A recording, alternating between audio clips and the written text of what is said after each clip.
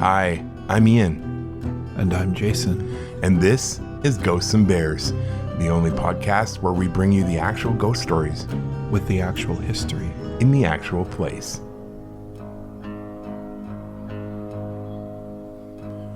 On this episode of Ghosts and Bears, we're heading to Cathedral Hill, where there's a lot of buildings, a lot of stories, and a lot of ghosts. Coming up on Ghosts and Bears.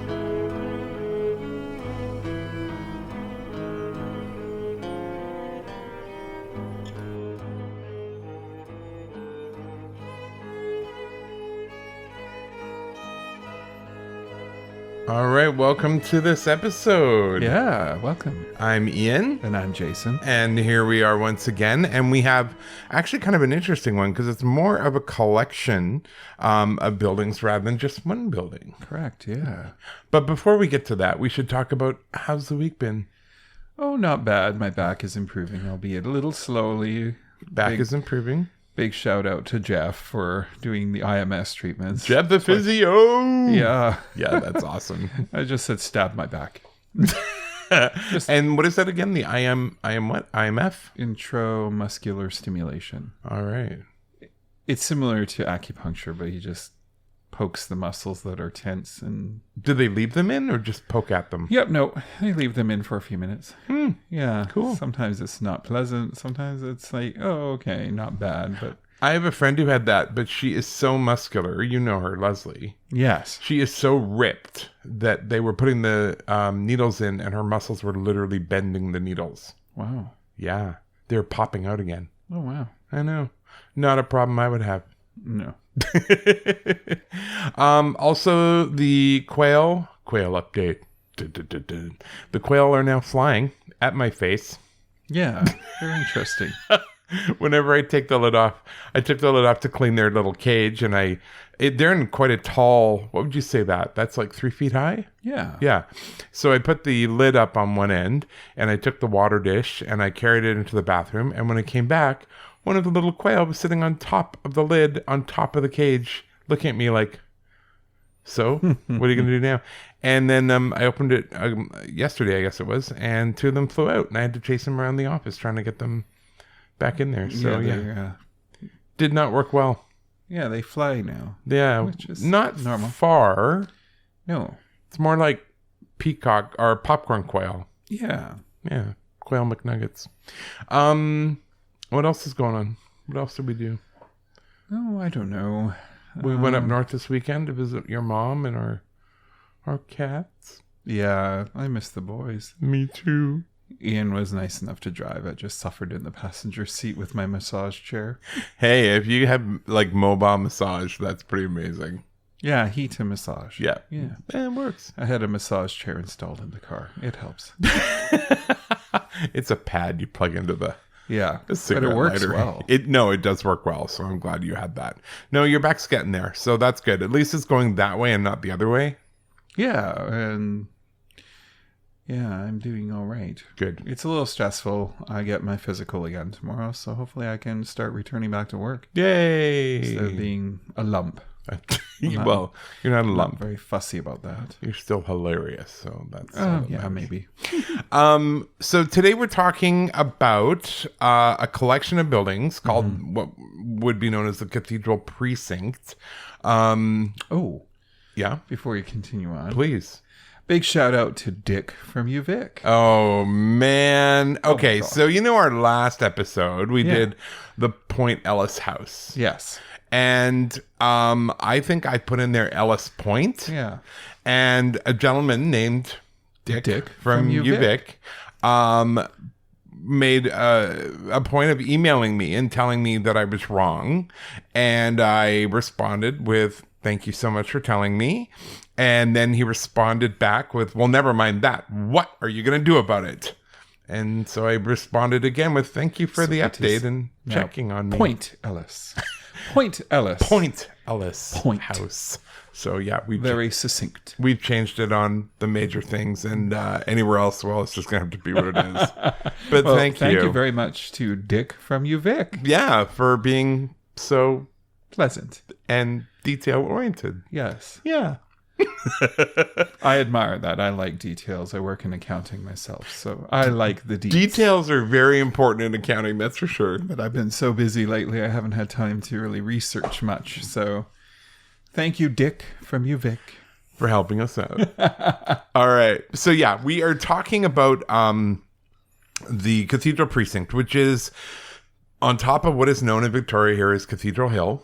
And Cathedral Hill has the cathedral, the Deanery, the church hall, the chapel, and the Diocesan Office. And the reason this popped into my first book, Victoria's Most Haunted, is because I worked at the Cathedral Precinct. That's right, you did. I was in the Diocesan Office for 8 or 9 years, and had my own experiences there, which I wrote about in the book. So I thought it might be kind of fun to share them. So what I did was I went down there one afternoon and I recorded all the stories from the book there. But to give you a little bit of insight, there was some, let's just say the cathedral did not go off smoothly, certainly not without a hitch. So we found this article online about the history of the cathedral, and we thought we would share it with you. And if there are parts that are boring, I apologize. But for those of you who are into history, then you will enjoy it. I am going to jump in with my own details that I know about this.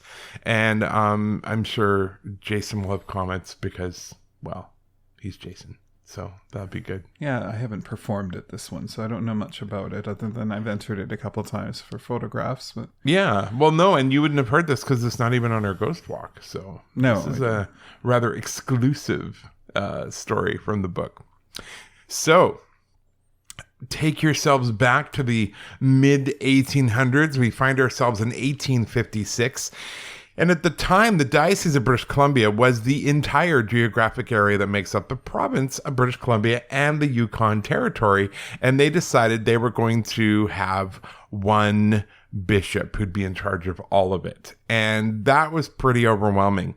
Of course, the Hudson's Bay Company got here, and the fort was established in 1825. And then the first Anglican showed up, the Reverend Herbert Beaver. Great name. Little Herbie Beaver showed up, and he was the first Anglican chaplain in 1836. So in 1843, construction began on what would become Fort Victoria, and they brought over a communion set and register books from Fort Vancouver, and they transferred them to Fort Victoria.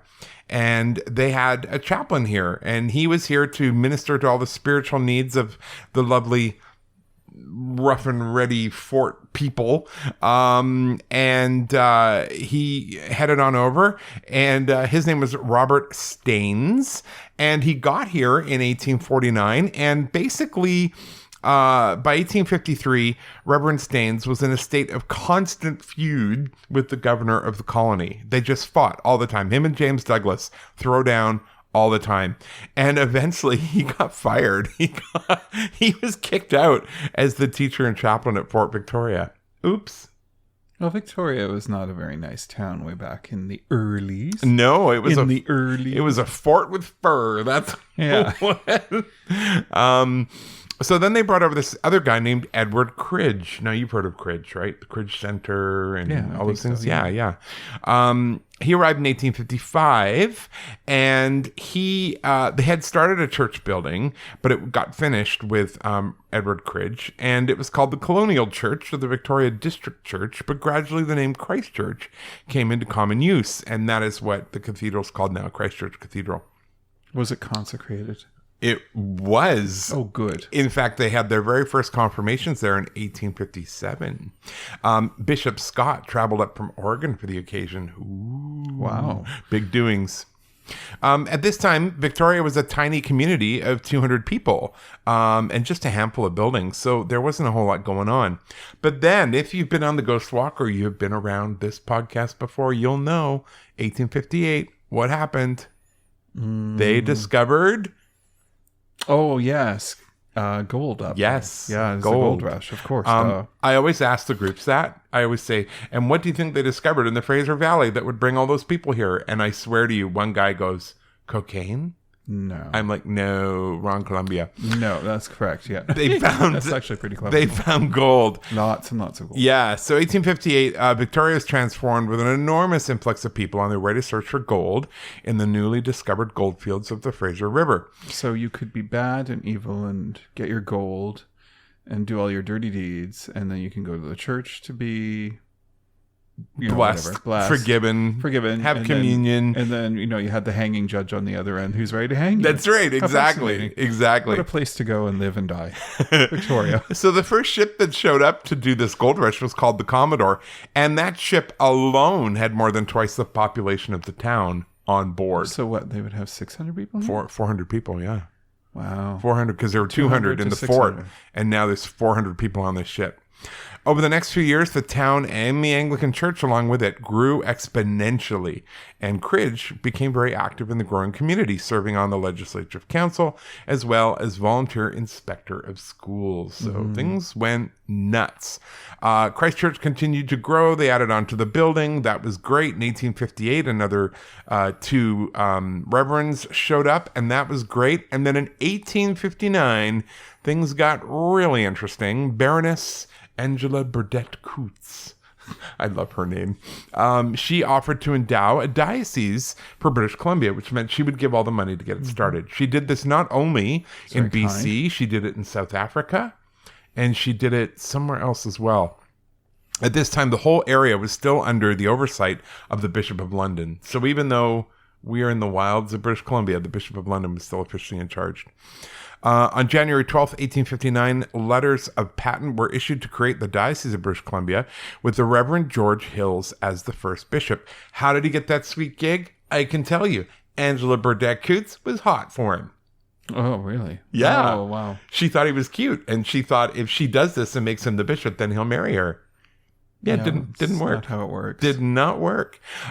She did. There's a street named after her right beside the cathedral called Burdett Street. Yes. And there's also, if you check it out, there's some beautiful old homes on that street as well. One of them is called Mount St. Angela, and she had that built, big house, and it was supposed to be built to train clergy. Oh, good. And then the Anglicans went, yeah, we can't do it. So they sold it to the Roman Catholics, and it became a nun's retirement home. So it's still there, Mount St. Angela, but it's not anything to do with the Anglican Church anymore. So this happened. So Angela Burdett Coutts. Church is selling to other churches. Oh, 100%. All the time. She's splashing her money around. And we'll talk a little bit more about her because she was a very interesting woman. Angela Burdett Coutts, born in 1814, basically inherited the equivalent of 170 million pounds and became one of the wealthiest women in England.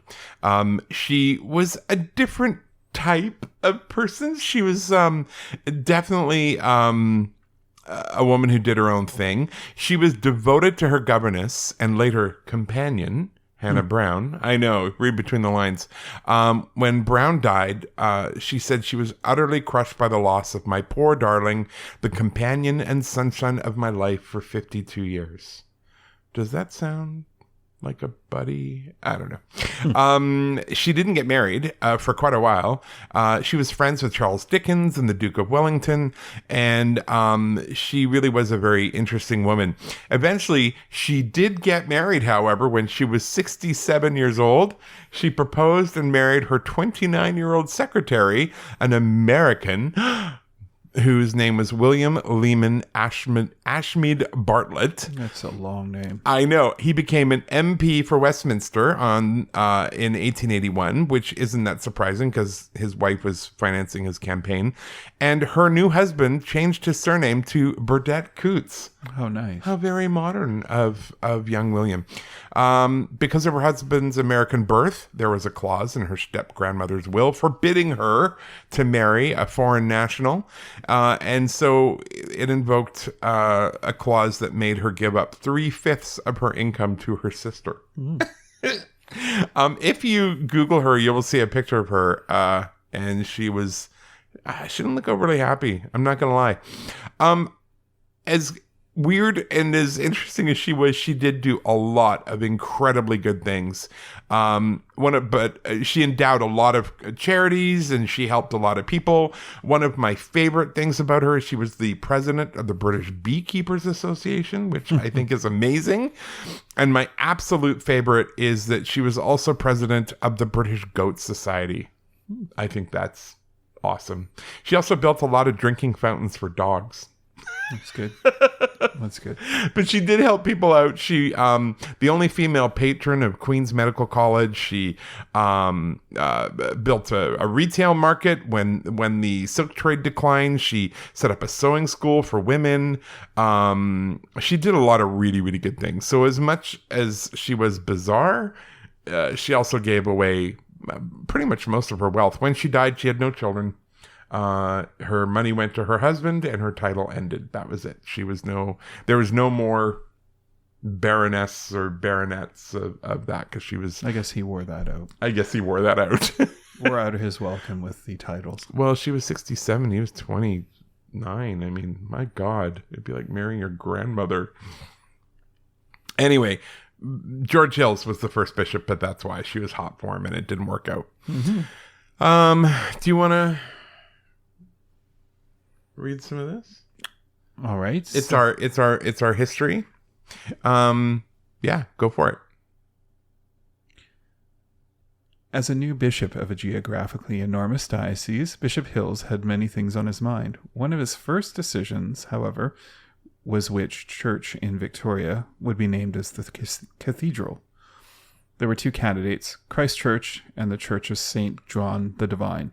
St. John the Divine was housed in a prefabricated iron building known as the Iron Church. Makes sense. Yes, that Baroness Burdett Coutts had arranged to be sent from England. She literally shipped a giant iron building from England. I wonder if she was the one that shipped over that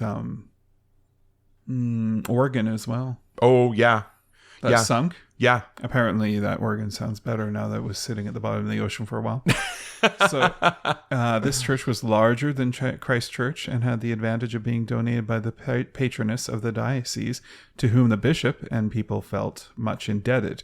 Christ Church, however, had a much superior position in town at the crest of the hill overlooking the harbour. There were many other considerations. The colonies of Vancouver Island and the mainland were at the time separate colonies. Bishop Hills initially had episcopal responsibilities for both colonies. However, he knew that at some point they would likely divide into more than one diocese. There were no indications, however, when that would be or where they would be divided. And that did happen. There's now a bunch of dioceses in BC. Mm-hmm. So in the end, Bishop Hills decided on Christ Church, Victoria, as the seat of the diocese. On December 7th, 1865, Christ Church Cathedral came into being, and Edward Cridge was named as the first dean. And Edward Cridge was great, but then things got ugly. Did I say Cridge or cringe? I think you said cringe, but I think, honestly, Cridge. The bishop was cringing because things took a dark turn. The diocese continued to grow in population, and more clergy were often needed and more churches built. The diocese eventually grew to the size where two archdeacons, I was going to say archdemons, archdeacons would be necessary to assist the bishop in the administration. One would have responsibility for the Vancouver Island, and the other had the rest of the diocese. Bishop Hills wished to make Dean Cridge an archdeacon, but the dean refused, preferring to remain at the cathedral. Which means he wouldn't have to travel. Yeah, and that's exactly why he did that. So this was the first of several clashes between the dean and the bishop. The issue that they had clashed over was a sermon by Archdeacon Rees that defended ritualism in the Church of England. Dean Cridge strongly disagreed with the use of ritualism, but this issue was only the flashpoint for a disagreement that went much deeper. The true issue between the dean and the bishop was the understanding of the authority of the bishop. The dean felt that the bishop did not have as much authority as he asserted. The dean and bishop argued back and forth for some time before Bishop Hills brought Dean Cridge up before the... Cridge. I get why you're saying cringe. It was very cringy what happened. Yeah, exactly. Dean Cridge up before an ecclesiastical Ecclesiastical. See, I know all these words because I was an Anglican for like 30 years. I so. have No, I know. religious background. So what he did was he brought them up in church court. Yes. He took them to church court. Ecclesiastical. Fun word, eh? Mm-hmm. It's not as good as epistemology. Or, I agree. Okay. The court's verdict was to strip the dean of his license to practice in the Church of England. Yeah, they basically said you can't be a priest anymore, which was So a huge deal. Guilty until you're found innocent. Well, you certainly are in the church. That makes sense. Cridge, not cringe, had by this time heard of a breakaway denomination of Anglicans based in the United States called the Reformed Episcopal Church. Cridge and 168 parishioners of Christ Church Cathedral left the Church of England and joined the Reformed Episcopal Church, establishing the Church of Our Lord, which still exists today. You know that one down the hill? The big wooden one, very close to the spaghetti factory and all that. It's Yes. yeah. They literally got up one Sunday morning. Dean Cridge made his announcement, and they literally got up, walked out, and walked down the hill and sat down and had their first church service as the Reformed Episcopal Church. Huge scandal. Like, it hit the papers. Like, it was a massive deal and a huge fight because the bishop ended up looking pretty stupid. Ouch. Yeah. So during the night of September 1, 1869, Christ Church Cathedral burned to the ground. Oh, I bet it was an accident. Yeah, it does sound like arson. Although the destruction of the church was complete, there was time to rescue the communion vessels as well as the organ. Oh, thank God they saved the organ. The congregation of Christ Church Cathedral met in a vacant Presbyterian building on the corner of Blanchard and Pandora Streets while the cathedral was being rebuilt. That's cool. Mm-hmm. The second cathedral was bigger than the original church. Of course still, it was. Of course, why not? But still made of wood. It was finished in December of 1872. A new baptismal font and pulpit were installed in the church, both of which are still in use today. There you go. The organ that was donated to the new cathedral was in regular use until 2002. There is still some of the stained glass from the second cathedral in the present structure. That's awesome. And I like that they were able to keep the glass and that kind of thing. Yeah. So, after the departure of Cridge, Bishop Hills, not surprisingly, was reluctant to appoint another priest as dean of the cathedral. Bishop Hills made the decision to retain the position of dean to himself. So, Nice. he just got greedy with he's a bit like a Putin, really. If I can't be president, I'll be whatever I have to be in charge. In the Anglican Church, the role of dean is a diocesan role, that of second to the bishop. And a dean has a number of diocesan responsibilities, not least of which is being in charge of the diocese if the bishop is absent or unable to perform his tasks. So this was a problem. Aside from the temporary appointing of George Mason as dean in 1878 to 1879, there was no dean in the cathedral until 1910. Wow. That's how long Bishop Hills held a grudge. During this time, the priests at the cathedral were named rector of the parish, but not dean of the cathedral. Finally, there was a dean in 1910, Alexander John Dewell from Nova Scotia. He was only the second dean of the cathedral. And although the cathedral had been without a dean for some 30 years, it had continued to grow and prosper. In 1911, Bishop Perrin, who had succeeded George Hills, resigned, and after much debate, Bishop Roper was elected as his successor. Then, over the next few years, were among the most transitory in the history of the cathedral, but the cathedral and diocese eventually ended up in a long period of remarkable stability. Now this is where it gets messy. In 1914, Dean Dewell was elected as Bishop of Kootenay, and on the very day that he was consecrated, the news broke that Bishop Roper was becoming the Bishop of Ottawa. So literally, at the service where they're doing the magical things to make him the Bishop of the Diocese of BC, he's like, actually, I'm going to Ottawa to be the bishop. In one of his last official acts as Bishop of British Columbia, Roper appointed Charles de Weber Schofield as Dean of Christ Church Cathedral. And in 1915, Schofield was elected bishop, or Archdeacon Scriven was elected bishop. Less than a year after this, though, Bishop Scriven died in his sleep. And so the dean took over as administrator of the diocese. Eventually, they got a new guy, and they brought in someone a guy named Cecil Quainton, who was the incumbent at St. Matthew's in Brandon. He became the dean. Now, there'd always been a dream among some parishioners that they would have a stone cathedral because, of course, that's what we do as human beings.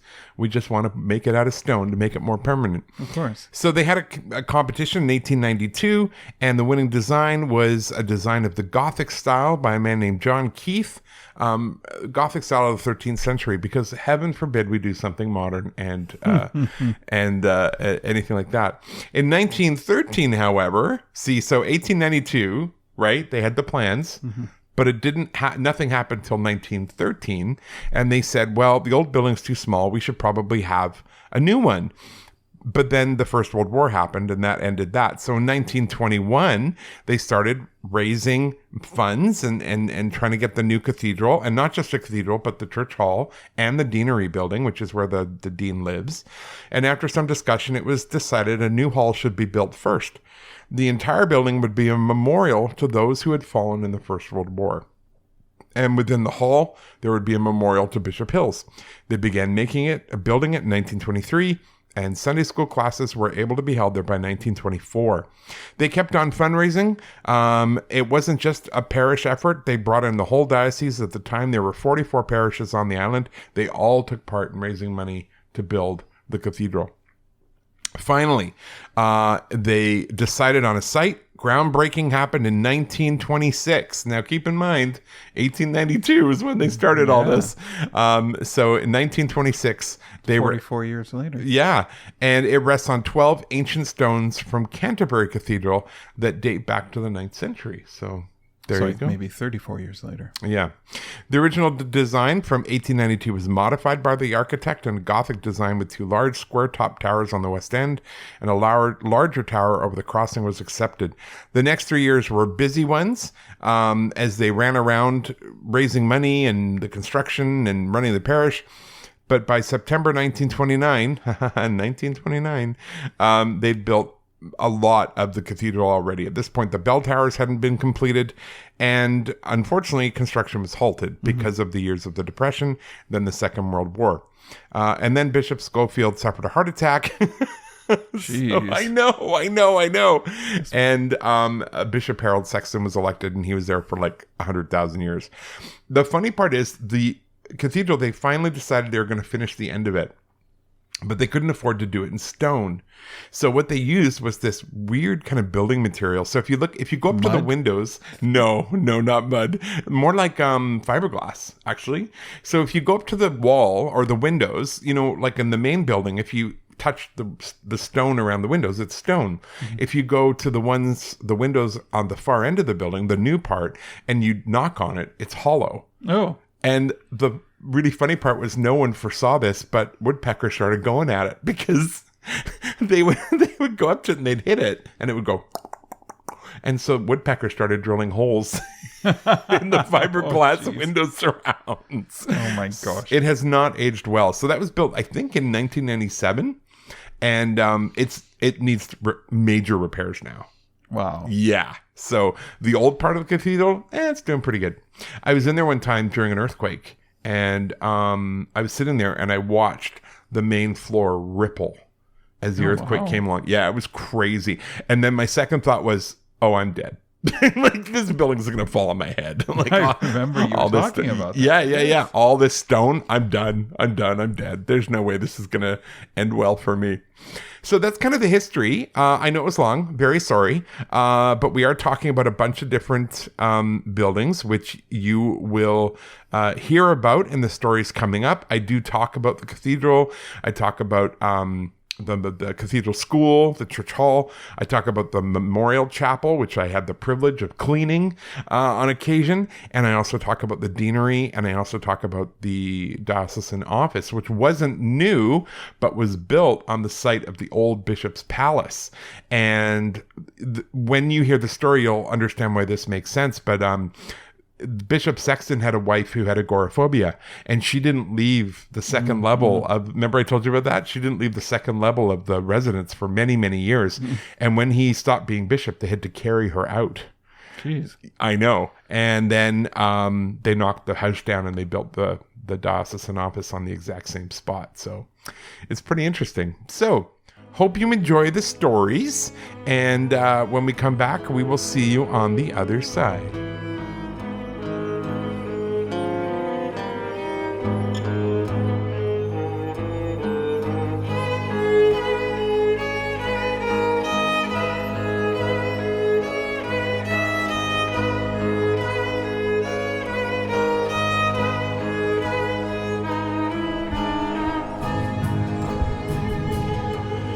So here we are, Cathedral Precinct, known for a long time just as Cathedral Hill, because it was the only thing up here. And there was a pretty interesting story about how they got their land involving a jilted lady and a bishop who she was hot for and all these other things. But we'll talk about that in the history part. I'm just going to tell you the story now. I worked in the Cathedral Church precinct for almost 9 years. I was in charge of all the youth work for Vancouver Island in the Anglican Church and its 55 churches. That would be Episcopal Church for all you American listeners. So I had plenty of reasons to be all throughout all the different buildings. I thought I'd share a few of the experiences while I was working there. I had many opportunities to be in the Cathedral Hall and Christchurch Cathedral School, which is what they used it for. I helped out with youth events there. My son went to school there in elementary school. When we had events in the hall, we knew we were the only ones there, and the custodians would lock us in the building so no one else could wander in, because we are pretty well downtown. The other leader and I would be on the main floor, and we would hear noises upstairs, furniture moving around, footsteps, doors opening and closing. One particular memorable time, we were at the school about an hour early so we could set up. My co-leader and I were in the building alone, and we distinctly heard a door close on the level above us, and we looked at each other. "That's weird," I said. "I thought we were the only ones here." "We are," he said. I spoke to the custodian before he left, and he said he would be back at 9:30 when we're all done. "Oh," was all I could say in reply. We decided we better go check it out, as we were expecting a rather large group of teenagers and didn't want to catch someone who might be working upstairs unaware. We headed up to the second floor and began walking along a classroom-lined corridor. We didn't see any lights on in the classrooms, nor did we see anyone through the classroom door windows as we moved slowly along the hallway. We reached the end of the hall and looked at each other. "There's no one up here," I said. "Yeah, I see that. That's really strange," he replied. As we began to move back down the hall, we heard the distinct sound of a door banging closed. That door was to the last classroom on the right. It was the door we had just been standing next to, in discussing how the school was indeed vacant. Being the brave-hearted lion soul that I am, I yipped like a small dog and ran. I may have even used my co-leader for traction by shoving him towards the sound as I bolted in panic. Not one of my finest hours. After that incident, whenever we were running an event and heard footsteps, door closing, chairs being moved, and the like, we ignored it. Occasionally, one of the teens would ask what the noise was or who was upstairs, and regardless of the noise or the time, or even if we'd heard it or not, we both automatically answered, "The custodian." The church hall just feels like a place of shadows. I've been there during the day, and I think whatever it is in there goes dormant when it's full of children and energy. But once it's quiet, dark, and lonely, the presence becomes more active. And I wouldn't even go to the bathroom in that building. I was so spooked. And I made sure that I was never, ever the last one out. Another building in this collection of buildings, because it takes up an entire city block. You've got the cathedral, the hall, the deanery, the Diocesan Office, the Bishop's Chapel. It takes up a whole gigantic amount of land on top of what, as I said, is called Cathedral Hill. One of them is the Deanery. And the Deanery was where the dean or the priest who's in charge of the cathedral would live. It was built in 1938, and this was originally the dean's house and now the cathedral offices. As I worked in the Diocesan Office, merely a parking lot away, I had many occasions to be in this building as well. This home had its own energy that is different from the rest of the precinct. When I was downstairs, I would often hear noises upstairs. The noises were the usual footsteps and doors closing, but softly. There's a stately presence that seems to remain there. Once when I was upstairs, I was walking down the hall looking down, and I felt like I'd just run into someone. Looking up, I said, "Oh, excuse me," but there was nobody there. There was no one else in the hallway at all, and I felt like an idiot. There never seemed to be anything really scary in the Deanery. It was a very mild presence, but it was a presence nonetheless. I never did any research into who it might be, as there didn't seem to be a need. As I've mentioned, I don't go looking for this kind of thing, so if something is there and it's cool with me being around, I'm not going to push too hard to figure anything else out. I definitely got the feeling that it was a female spirit, and she was just happy to be there. She liked for things to be done properly and enjoyed having people around. It is quite unusual for a spirit to be so relaxed, actually, but this one seemed happy enough. My best guess, she's the spirit of a former dean's wife who loved the place as if it was her own, and even though it was never truly hers, she just couldn't bear to leave. The other building that we're going to talk about, the Bishop's Chapel and the Diocesan Office, they were kind of one and the same. It was a bit weird because the Diocesan Office was built on the site of the former bishop's palace, is what they would refer to them as. And it was a very large building, and we'll talk a little bit more about that in the information section, the history section. This ghost experience in the Bishop's Chapel was my first one in Victoria. When I began working for the diocese, I also helped out with some of the cleaning around our office. I'd go in at night when it was quiet and there's no one around to get in the way. The Bishop's Chapel doubles as the diocesan archives as well as a small chapel. My first time going into that chapel was pretty dramatic, much more dramatic and sudden than any other experience I've ever had up until then. Usually there's a bit of a build-up to something happening, but not this time. I unlocked the door, lugging the vacuum cleaner with me. I needed to empty the garbage cans, vacuum, dust, and clean the one tiny bathroom. It wasn't really a burden, but the work needed to be done. As soon as I got through the door, I knew something was off. I flipped on the lights, but they didn't seem to be very bright, and even though it was a warm, late summer day outside, it was icy cold inside the chapel. I decided to ignore the weirdness if I could and just do what I had to so I could get out of there quickly. I plugged the vacuum in and began cleaning the rugs, and then I decided I should empty the garbage cans first. I turned off the vacuum and emptied the garbage can in the room with me into a big bag, and then made my way through the door at the end of the chapel to the addition that had been built to house the archives. The doors didn't quite match up, so if you were in the bathroom area, you couldn't see the rest of the chapel. As I emptied out the garbage in the archives, I thought I heard something in the chapel, but figured it was nothing or a pigeon or something. When I came back out, however, I was more than a little surprised. The vacuum cleaner plug had been pulled out of the wall, and it was not just resting beside the wall, but rather it looked like it had been grabbed and thrown toward the vacuum itself because it was lying in the middle of the floor. Okay, that's sort of odd, I thought as I plugged the cord back in, still feeling a heavy, almost angry presence in the small space with me. I continued to clean the rugs, and when I was done, I decided to clean the bathroom before I dusted. I unplugged the vacuum myself this time, determined not to let that happen again, and went into the bathroom. While I was in the bathroom, I once again heard noises out in the main chapel. I wasn't overly anxious to check them out. Eventually, though, I ran out of reasons to stay in the tiny bathroom and made my way back into the chapel. What I found there did not make me very happy. 3 of the 4 chairs that were in the chapel were on their backs. They looked as if they'd been casually tipped over. Of course, I knew they'd been perfectly upright when I went into the bathroom, so it was really hard to deny that something extremely odd was going on.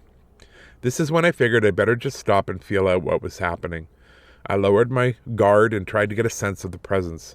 I felt the mood shift very slightly, and it became a little less hostile. It also drew me to a plaque on the wall. The plaque explained why the chapel had been built. A young man by the name of John Yarrow had died while at Cambridge University in 1938. His mother had had the chapel built in his honor in 1939 and gifted to the diocese. Could a young man who died in another country really have been brought back to his homeland? Was it his spirit hanging around the chapel, built in his memory? I figured it was worth at least asking some questions, so out loud I said, "John, I'm not here to bother you or to disturb you. I'm just here to keep this place looking nice, and this is your chapel. I would think you would want that, okay?" Of course, I didn't get a response, for which I'm grateful, but it did seem like the whole building relaxed just a little more. As I left, I said, "Bye, John. See you next week." Then I locked the door behind me and went on my way. The next week, I opened the door and said, "Hello, John, just me, here to tidy up." I flicked on the lights and got to work. Other than a box of paper clips falling from a desk and hitting the floor while I was cleaning the bathroom, nothing much happened. As before, when I was done, I said goodbye to John, and I locked the door behind me. Over the next weeks and months, the feeling in the chapel changed. It was no longer angry, it was almost expectant. The lights were brighter, even though it was always colder in there than anywhere else. One day I was cleaning, and I was suddenly compelled to sing old hymns. I just started singing out loud, "How Great Thou Art," and "The Old Rugged Cross," and "Just As I Am," while I cleaned and worked. The acoustics were pretty awesome in the chapel, so I sounded pretty good. But when I was singing, I noticed the mood lightened even more, almost to the point where it felt happy, contented, and joyful in the chapel. So that became my routine. I would always say hello as I entered, sing some old hymns, and say goodbye as I left. I never had anything strange happen again, and I never felt threatened or afraid in that building either.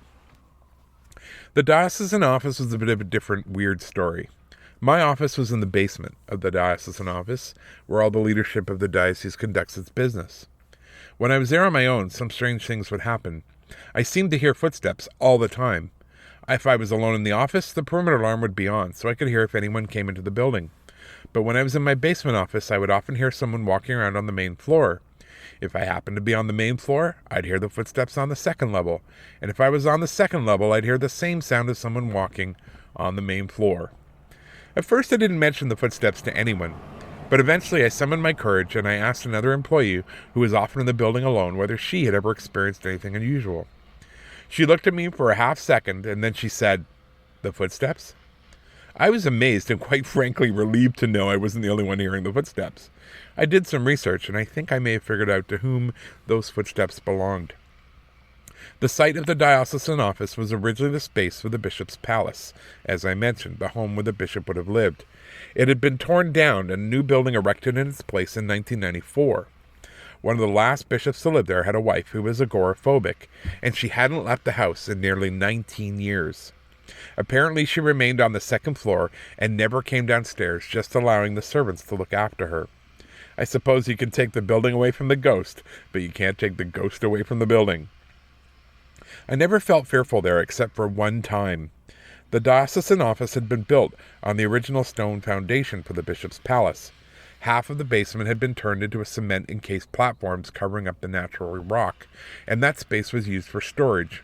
It was never an overwhelmingly welcoming space, but I didn't mind working down there, as long as the door to the storage area remained closed. And as foolish as it sounds, I never sat with my back to that door. One afternoon, the office was closed, but I needed to catch up on some work, so I went in, locking the door behind me. I hadn't been there more than an hour when I had the overwhelming feeling that something dark was not happy that I was there. This was not a, "ooh, I feel creepy" type of feeling. It was like being threatened or yelled at and ordered out at the same time. I didn't argue. I packed up and I left. I still don't know what I encountered that day. Maybe it was a presence used to having its alone time. Maybe it was just passing through. Either way, I never sensed that particular presence again. The cathedral buildings are pretty fascinating in their age and their history, the different events that went on, even down to the fact, as I mentioned, how they got their land, which we will have talked about in the history section. But it's a pretty interesting place to go to. And if you're in Victoria, you can always swing by and check it out for yourself up there on Quadra Street between Quadra and Vancouver. You can see the places there. Thanks so much, guys. Heading back now.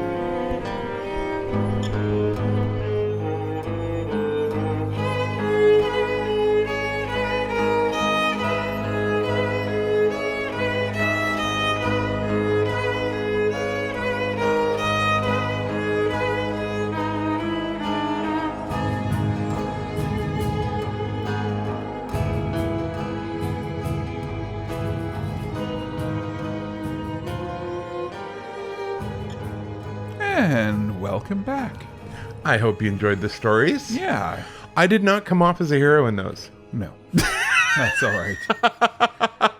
When I was with that youth worker and pretty much pushed him behind me, it was one of those, I don't have to run that fast, but I have to run faster than you moments. Yeah. And I ran like a scorched cat. I was so scared. I bet.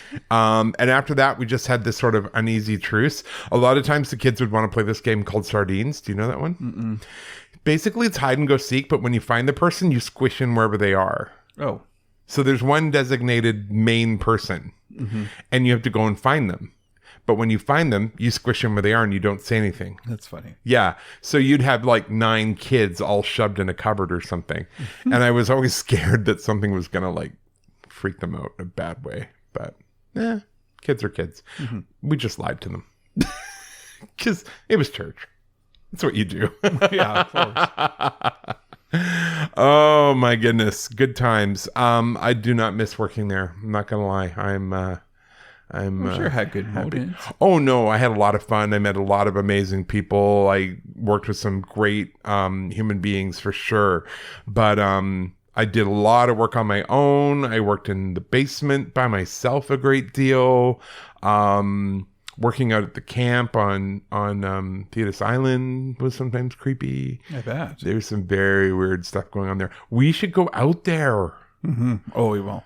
Because the camp has been shut down, and I believe they've knocked down all the cabins, but they've kept the main building. Oh, good. Heneage House, which was given to them by Major Heneage and his sister. Because after World War II, apparently, it was really hard to find husbands. So a lot of these guys would come back from war. Yeah. A lot of these guys would come back from war, and they would have to take care of their female relatives who weren't able to be married off, which is, I guess, your only choice back then. And so he and his sister lived there for many, many years. And when they died, they gave their piece of Thetis Island, which was quite large, to the Anglican Church to be used as a camp for young people. Wow. Yeah, then the church screwed up and lost it and sold it in the end. So yeah, no, it was a fun thing to do. So I hope you enjoyed those stories. I certainly had a lot of adventures doing that. We've also been doing some fun stuff with our Patreon content. Yeah. One of the things we have is a bonus show called Ghost Stories We Have Heard. That's fun. And we were taking turns reading the ghost stories and then talking about them, but we kind of mixed it up a bit recently. And now what we do is we go on a road trip and we strap on our mics in the car and I tell the ghost stories and then we talk about them and you react to them. And it's actually a lot of fun. It is. It's like, yeah, it's tons of fun. Well, so we are on the road and doing our thing, and sometimes we'll be nearby where we're talking about. Absolutely. So that's been really great. And we've also had some people send in stories. Thank you, Brooks. Yes, Brooks. Brooks sent in a really good story from the hotel that inspired The Shining and his experience and his girlfriend's experience there. So thank you for that. That was really fun. And we did tell the story. So don't worry, Brooks. It'll be there in like 3 more episodes, I think. We try and front load the Ghost Stories We Have Heard episodes and record them ahead of time only because there's just so much going on. There's a lot going on. Yeah. So that way we can do that and still make sure you guys get your bonus content and still produce a podcast every other week. So we're really grateful. So thank you to our patrons. Thank you to everyone who listens. We're really grateful. If you want to support us in any way, you can follow us on Instagram, Ghosts and Bears on Instagram. We also have Ghosts and Bears on Facebook. You can friend us there or follow us there. We always have our ghostsandbears@gmail.com. If you want to send us a story, we would absolutely love to hear that. And if you're feeling like taking that extra jump, that's good too. I'm posting a great graphic this week. It's got rainbows on it and it says, Pride Month is just around the corner, but rather than give your money to corporations that just slap rainbows on everything in June, give your money directly to me, a gay. So if you're looking to be supportive of Pride folk, you can always become a patron. We would be thrilled if you did. And after a bit, you get some cool merch. You do get merch. You get stickers. There's coffee cups, t-shirts, things like that. And also, of course, as I mentioned, you also get access to our bonus show, Ghost Stories We Have Heard. So come along on the adventure for that. Speaking of patrons, it's time to do our patron shout out, and I'm excited to talk about having 3 new patrons since the last time we did this. Yeah, so pretty cool. That's pretty fun. Yeah, thank you. So we're here to say thanks to Brooks, Marion, Kathleen, Alexa, Debbie, Jackie, Charlotte, Julie, Ruth, Rebecca, Mary Frances, Cassie, Gina and Victoria, Sandy, Christopher, David, Ashley, Jeremiah, Mamere, Elizabeth, BB Nix, Melinda, Jordan, Tammy, James, Taya, Eben, Arwin, Arwin, Steve, Kyle, Catherine, Myri. And Christy. Thank you, everyone. Ooh, and we're going to have an extra live show soon, right? We're do that. Yeah, we are. We were talking to our friend in Oliver, whose family runs the winery. Mm-hmm. And she's been in touch, and we're going to make that happen this summer. That's fun. It kind of got derailed because, well, essentially the highway washed away. That's right. Yeah, the highway did. It wasn't just COVID. COVID was just kind of coming out. It was going out of style. Yeah. And then the highway literally went down the side of the mountains. And then we got COVID. And then we got COVID. Again. So yeah, so we're going to... we had the Gen 1 version. And Gen 2, because we're cool that way. No, we had Gen 4. Ooh, we are cool. Yeah, we had the Omicron the second time. So we had the original version. We got COVID before it was cool. Yeah, before it was all the news. Yeah, we're like hipsters when it comes to diseases. Yeah, right, yeah. Disease hipsters. And then we got Omicron BA1. Right. And now it's on BA4 or yeah, some other, whatever it happens. Now we're all worried about monkeypox. Oh, gosh. Well, it's just fun to say. Yeah. Probably not fun to get. I've seen the pictures. It does look pretty harsh. It looks pretty horrible. So it looks painful. Probably like shingles. Yeah, but blisters and yeah. Ooh, I don't want monkeypox. Just say no to monkeypox. Just say no to monkeypox. Someone has it. Just say no. I don't want this. We're already dealing with another. Spray them in the face with hand sanitizer and run away. Although it looks a bit more difficult to get monkeypox. Oh, well, that's encouraging. Yeah, that's good. Don't lick anyone. Yeah, probably not. So thank you, everyone. Thanks to our patrons. We are incredibly grateful. You do keep this show going, and we do have a lot of fun with it, and also lots of different ways to help us out. So we hope you will. And please send in your stories. We love your stories. So yes, please send those in. It's inspirational, and we're looking forward to going to Colorado. Yes, we want to go hang out with Brooks now. Yeah. See, we'll be in your neck of the woods at some point. Absolutely. And that's important to remember that it's not just about us sitting here doing stories. We're wanting to go where you are. We have a traveling studio. We do now. It's very packed efficiently. It is. We have a go bag, the ghost go bag. Also, we got a new little ghost friend. He's downstairs swimming around. Oh, yeah. So I'm posting a little video of him. If you're hearing this, you may have seen it because it's coming out at the same time. Ghosty the beta fish. So yeah, he's a platinum half moon. Platinum half moon beta. Yeah. We bought this tank for it. Jason was like, oh, that tank's so cool. And it was, like a little beta tank. It wasn't anything overly dramatic, but it was sort of a zen-y bamboo themed thing. So I spent a ton of time setting it up and getting it all nicely arranged and putting the water in it. And then when I went to put the filter on, what it would do is it pumps the water up into this sort of bamboo chute. And then it was supposed to come out of the bamboo chute and trickle back into the aquarium. Yeah. The problem was... it was shooting it so hard, it was going straight onto the lid and onto the floor. And not only that, but you could move it very easily. Oh, yeah. There was no way to fix it in place. It was just sort of resting in this hole. And all I could see in my head was Randy going whap, and then 3 gallons of water being pumped onto the floor. So... yeah. That went back pretty darn quick. And so the manager of the store is like, is anything wrong with it? I said, in fact, yes, there is. And her eyes went bug-eyed like, what? And I said, yeah, the little bamboo chute just seems to spray the water everywhere. And here's a video of it. And she's like, oh, that's not good. This is from a reputable manufacturer. So I'm a little surprised. I am too, and we did put it together the right way. It was correct. Yeah. Even Jason comes over and he goes, oh, well, aren't you supposed to put it like this? And I'm like, go ahead and try. And I tried. And nope. It was actually a defective product. It really is. So, yeah. Oh, cool. And that was expensive, that little tank. Hey, on the plus side, it went back. Yeah. And I recycled one of my other tanks and it looks amazing. So it all worked out in the end. Ghosty, the platinum half moon beta. There you go. That's quite the mouthful. Yes. But he is stunning. Maybe we can get him incorporated into the merch. Ghosty the beta merch. Ghosts and Bears. Official fish of Ghosts and Bears. Yes. And yeah. Oh, and the quail eggs. They're going to hatch within the next 7 days. Lockdown started last night. And so within the next 7 days, if they're going to hatch, then they will hatch within the next 7 days. So we That's will pretty cool. definitely keep you up to date on social media, because I know some of you actually care, which is very sweet of you. I have a little quail cam running, but unfortunately people can't see it. No, I wish there was a secured. way we could set that up without completely opening ourselves up to hackers. I did want to, but there has been an active hacker on my YouTube account. Yeah, so we'll stay So away from that. I I've think. had to really crank Lock up my everything down. Yeah, settings no because it's worries. shocking. The content that they're searching for is repugnant. It's pretty bad. Yeah. All right, my friends. Thank you. On that note, we will leave that to your imagination. And we will be signing off. And I hope you enjoyed the stories. Yes, they were creepy. Yes, I experienced most of them firsthand.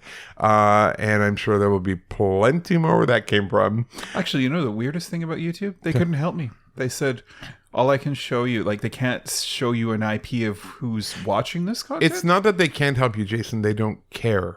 But they actually they did bring up a page showing it was my Shield and my tablet accessing this stuff while I was away. Yeah, so That's weird. Yeah, I know that's So I creepy. shut off my tablet and I unplugged my Shields and unplugged my Comcast, and I'm like, seriously. So be aware, friends. No one likes to get hacked. I've seen a lot more people getting hacked on Facebook too. So be my really Facebook careful. was hacked recently. Yeah. That's annoying. Yeah. All right, my right. friends. Thanks for hanging out with us. Thank you for supporting us. Thank you. Please, if you don't want to do the patron thing, we totally get that. But maybe leave us a 5-star review on iTunes. That super, super helps us out a lot. And again, big shout out to Dick at UVic. Dick at UVic. Thank you very much for Point Ellis. Point. It's With an true. E. With an E. With an E. Yes, we fixed it. Okay. Quit emailing me. All right, everyone. Thanks again. Thank you so much. And remember, no matter where you are, no matter what you're doing, no matter what your day holds, always remember we are the one podcast that gives you the actual ghost story With the actual history. in the actual place. And hopefully one day, very, very soon, that place. We'll be with you. Thanks so much, guys. Bye for now. And stay away from monkeypox. Just say no. Say no to that. Bye. Bye.